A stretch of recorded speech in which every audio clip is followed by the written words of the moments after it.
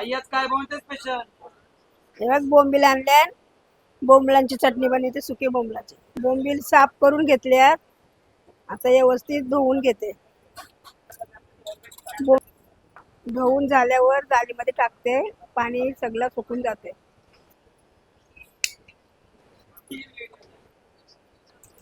लसूण टाकते. लसूण लाल झालेला आहे.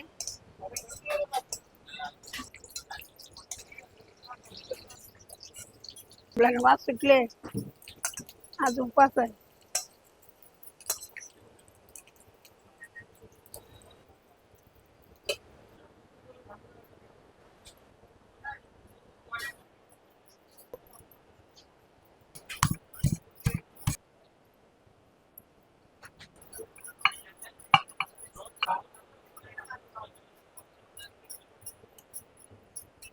वास मस्त सुटले.